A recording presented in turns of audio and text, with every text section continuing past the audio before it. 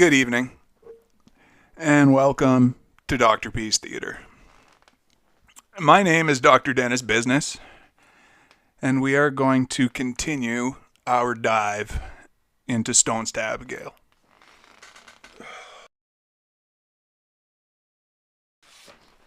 I'm almost fucking speechless.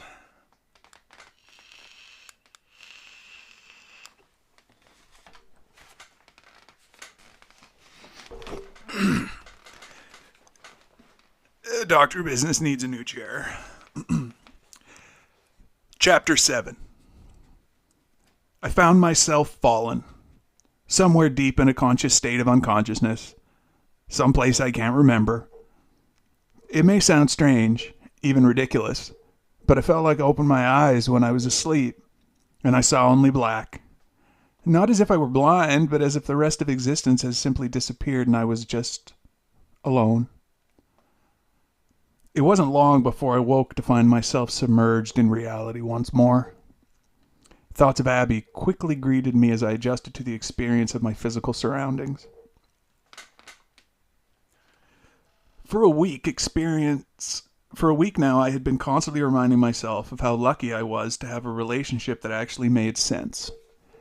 Abby never did anything that I felt betrayed me or exceeded the bounds of reason. Davis was sitting next to me on the bus. He was talking about his Lego collection and how he loved matching colors in a sequence within the structures he assembled.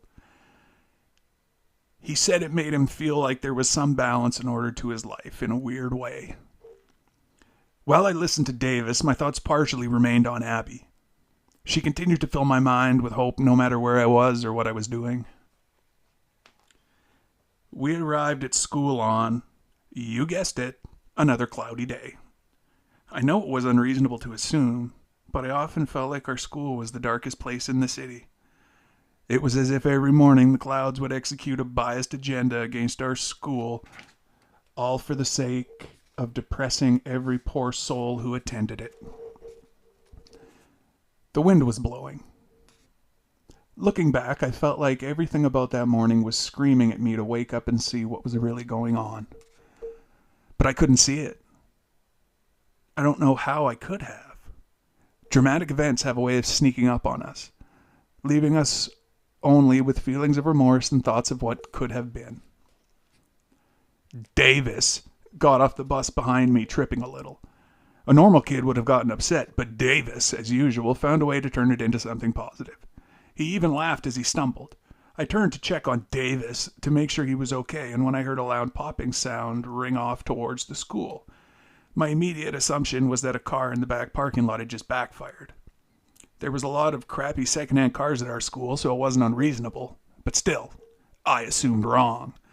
Davis and I heard screams immediately after. In a way, the wind seemed to turn the screams what sounded like a chorus, one familiar to the haunting dream I had had about Abby now many days past. Hearing more popping sounds and screams in the wind, I instinctually grabbed Davis's jacket, pushing him back towards the bus. Students who weren't aware of what was going on due to the heavy wind and competing noise from the bus engines reacted as if they were being inconsiderate jerks. To shake everyone into reality, I screamed, "There's a shooting! Get back on the bus!" A sudden panic took over everyone within the vicinity. The bus driver, who was already looking around, suspicious of the faint sounds he heard, reacted as well. "Get on the goddamn bus!" he screamed. I could hear some students begin to cry out of panic as we all rushed to duck down behind the bus seats. The bus driver slammed the door shut, leaving behind a few students who had already walked too far away from the bus. The driver, despite being a grown man, was freaking out like everyone else, and as a result, found himself crashing our bus into the one parked immediately ahead of him. As the buses collided, our bodies smacked into the seats ahead of us. One student wasn't even hiding behind the bus seats, and yet flew forward to land face down in the aisle. The bus driver, quickly recovering from his mistake, backed up to maneuver out of the drop-off area. The window by my seat fell off the side of the bus and shattered on the ground, while the front window also began to detach after being impacted by the earlier collision. A thunderous gust of wind burst through the void left by the fallen windows. With the wind came the sounds of even louder gunshots and screaming, as if the shooter was closer to the front of the school. I was too scared to look, but someone else had locked their eyes on the front door of the school and screamed, "Seth!" A sense of absolute horror overtook my body and tears began to flow from my eyes. If Seth was really shooting up the school, I knew that meant he would be looking for Abby. All fear left my body. Thinking of only her, I leapt up and screamed, "You have to get off me right now!" The bus driver ignored me initially. He was too concerned with getting away from the school. He probably didn't even hear me with everything that was going on. The inconsistent and forceful acceleration forced me to fall back into my seat. Countless thoughts pounded through my head, and yet every other word screamed Abby's name.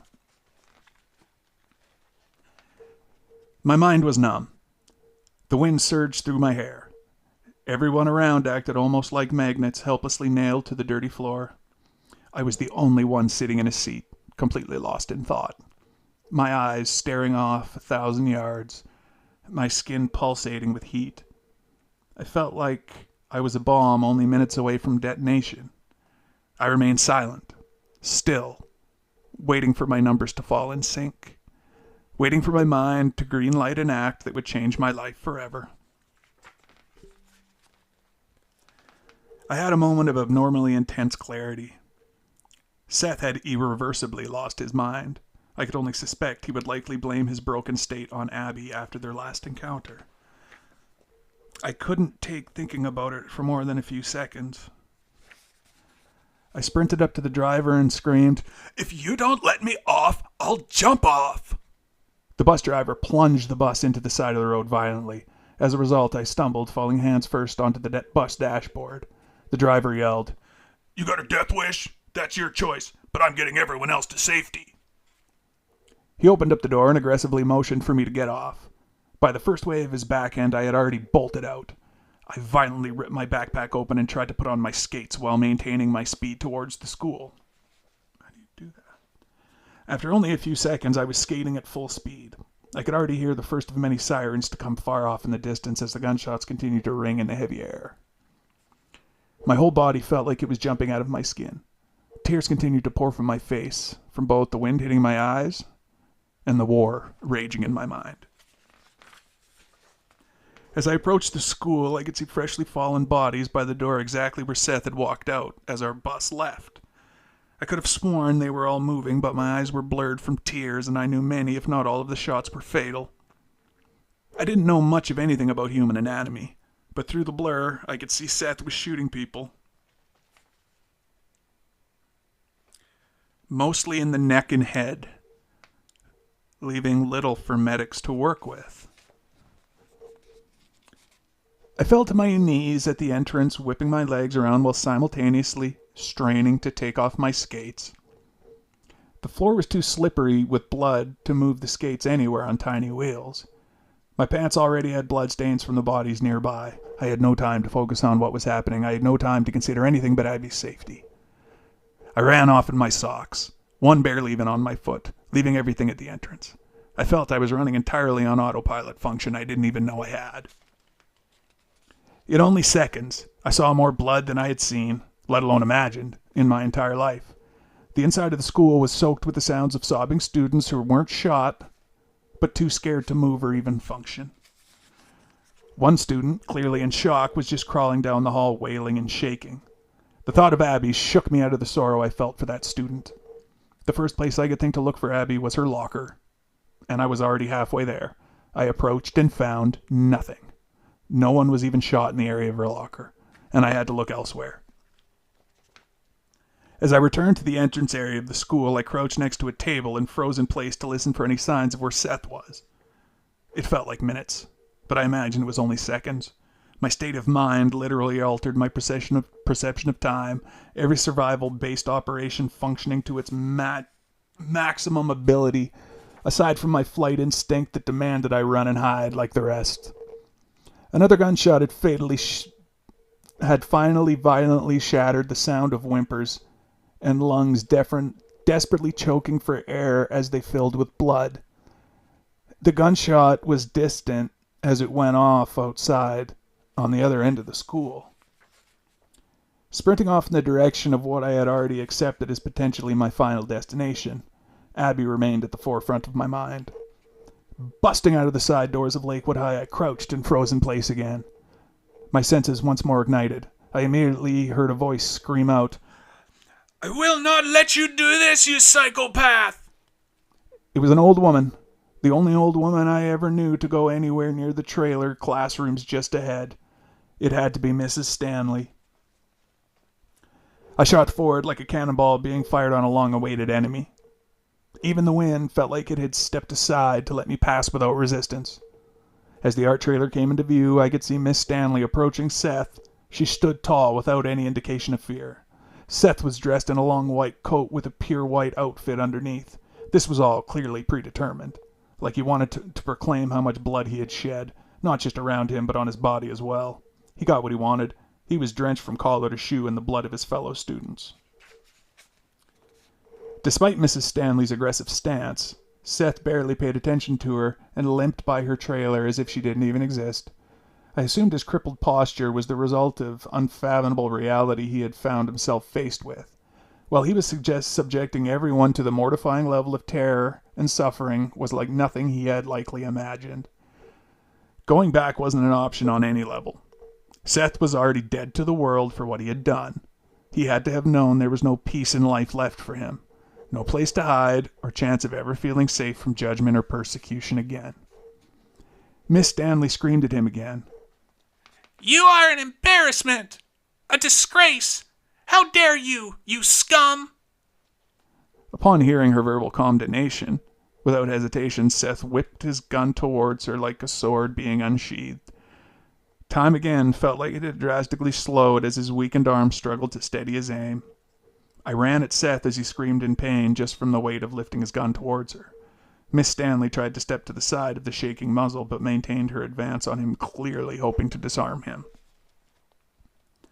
I was just about to reach Seth to attempt disarming him, when out of nowhere his gun flew in the air and Seth yelped as the air left in his lungs. I screeched to a halt in my blood-soaked socks, trying to process what was happening. My watery eyes and adrenaline was clouding my perception, possibly even more than before, but I was able to process that another student had tackled Seth. I almost immediately identified the student as Jason from his size and clothing type alone. The very same boy who had chipped my tooth and pummeled my face was now beating Seth senseless. In such a strange way, I could sense within myself a glimmer of deep satisfaction, not only from the realization that Jason has single-handedly cut the head off this otherwise ongoing tragedy in our lives, but instead that he had, without a doubt, clearly held back when he was fighting me. This time I could see Jason was letting out every ounce of brutal rage he had within him, and unleashed it all on a desperately defeated Seth. Miss Stanley turned her back on Seth, still being dominated by Jason's fists, leaving him for dead to go help other students. I collapsed to my knees.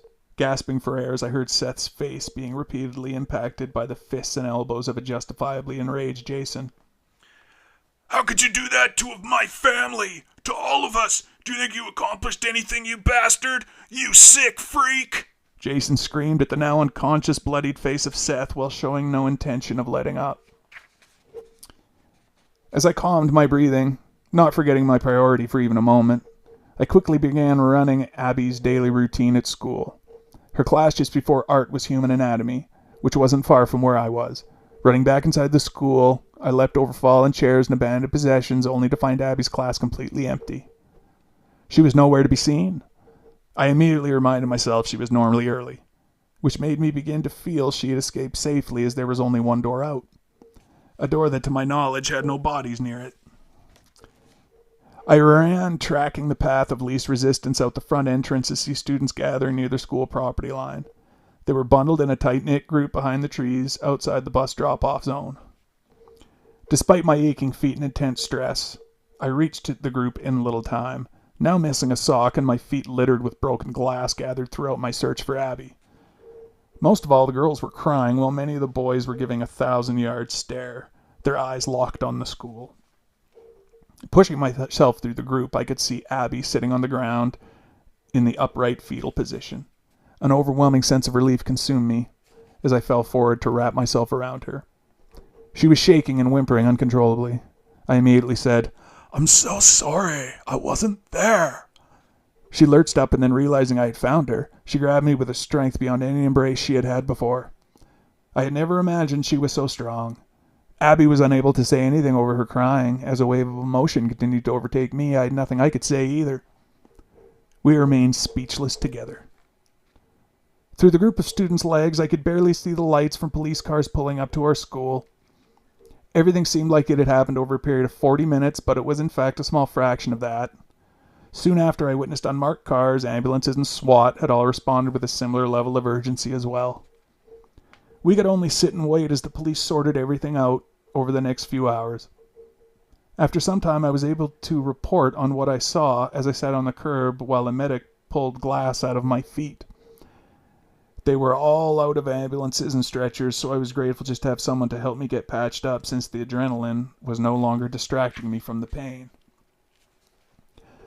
We were given blankets and waited outside. Abby refused to move more than a foot away from me for a single moment. We were both so incredibly relieved to still have each other, as if we were vital parts of the same system, one not being able to maintain their stability without the ensured safety of the other. Off in the distance, I could see a large amount of empty body bags being delivered. The entire area was swarmed with every emergency response service you could imagine. Not far beyond stood a group of reporters, significantly expanding in size every passing hour. Off in the distance, I could see a large amount of empty body bags. Not too long after my feet were bandaged, and I had given the police all the information they asked for, I was able to leave with Abby. As we headed towards the cordon, I saw my mom waving her arms just outside the police established barrier. Upon seeing her, the immediate sad reality sank into both our minds that Abby's dad didn't even bother to show. Knowing what I was thinking, Abby tried to reassure me, and likely herself in the process. She began saying her father probably didn't even know there was an emergency, but pointed out he was probably still recovering from being drunk the night before. As I walked into my mom's arms, she became the second woman that day to show me strength I never imagined they had. Her hug, while painful, offered me an unforgettable sense of comfort. As she embraced me, she revealed to my surprise that she had already been briefed on how close I was to everything that went down. Continuing to hold me in one of the longest hugs I had ever experienced, she told me how mad she was, while also expressing how simultaneously proud she was of me for running into danger when so many people ran away. I imagine she assumed it was to help everyone in the school, but the truth is I could only feel selfish knowing I wasn't doing anything for anyone but Abby. I was ashamed and somewhat terrified by how little I seemed to care about most everyone else outside her. The love and compassion being expressed towards me continued to leave me speechless. I felt Abby rubbing my back as my mom continued to lock her arms around me. Abby's physical act of affection triggered a thorough causing of me to jolt upright. I quickly asked my mom if Abby could stay with us that night, and she responded positively. Her one stipulation that we had to stop by her dad's house to get his consent. We all got in my mom's car and drove to Abby's house. My mom approached the entrance of their home by herself, knowing we were basically unable to do anything outside, repeatedly revisiting what had happened earlier in the day. She knocked on the door multiple times and got no answer. She then walked back to the car and said, "Hey, Abby, no one seems to be home. Do you want me to go get your things for you?" Abby replied, "No, it's okay. I'll get them myself. My dad's kind of crazy about intruders. I wouldn't want anyone..." Abby stopped speaking and simplified things. "Be right back." My mom opened the car for Abby, and she hopped out quickly, raid her room for the essentials. Before I knew it, she was outside again with a bag full of things. She was so quick to pack it occurred to me leaving her place on the fly might have been more familiar to her than I knew. Remembering her brief comments earlier, I imagined there was many times where her home had become such an emotionally hostile environment that she was rendered unable to stay, causing her to seek most any way out, even if it meant leaving one sinking ship just to climb aboard another. Fucking run-on sentences. My mom began talking about how happy she was that my sister had skipped school that day. She said, "Who would have thought the rebellious attitude and disregard for her future might have saved her life?" Had we not been going through everything that day, we would have at least given a slight laugh, but found ourselves sitting in awkward silence. After cleaning up, Abby and I walked into my room, leaving the door open as a comfort to my mom. This was short-lived, the end specifically occurring when my mom had walked into her room and closed the door. Our door closed with hers. Initially, I had offered Abby the bed, implying I would take the floor, but she sat down on the mattress and expressed almost exactly what I was feeling. "After everything we went through today, you lying next to me is the only way I'll feel any comfort tonight," she said softly, and I was relieved and laid behind her through the night and a few nights to follow. She called her dad at home repeatedly in the days after to let him know what had happened, but he still didn't answer. As was expected, school had been cancelled for a couple of weeks. This reality left us to consume our time with the news, talking about people we recognized in the photos they showed, and checking in on various people we talked to at school over the phone, including Davis, who had no problem getting upset with me for the first time in a long while for abandoning him on the bus as I did. Fortunately, in natural Davis fashion, his frustration was quickly followed by jokes and words of encouragement towards me. Abby and I don't know how to feel about so much of what happened. Through our time away from school, we shared many moments of sadness, reflecting on the faces we would never see again, hearing the sad speeches of those left behind by the fallen. But most of all, our expressions of sorrow erupted from our own experiences. The images and screams still echoed in our minds. Aside from sadness, I felt an almost equally insane sensation of numbness. After a short time, I found the only comfort that consistently broke through my shaken state was the warmth of Abby pressed against me night after night. She was my sanctuary.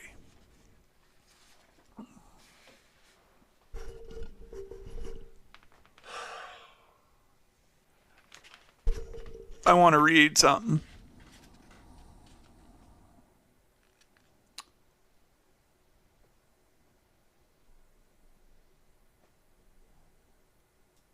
Going back wasn't an option on any level. Seth was already dead to the world for what he had done. He had to have known there was no peace in life left for him to live.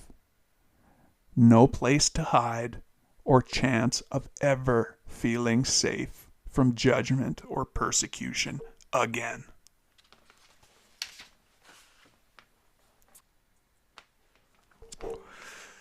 That was chapter 7 of Stones to Abbigale. That was a long one. Chapter 8 is long too. So get ready for that. We just had a school shooting. All right.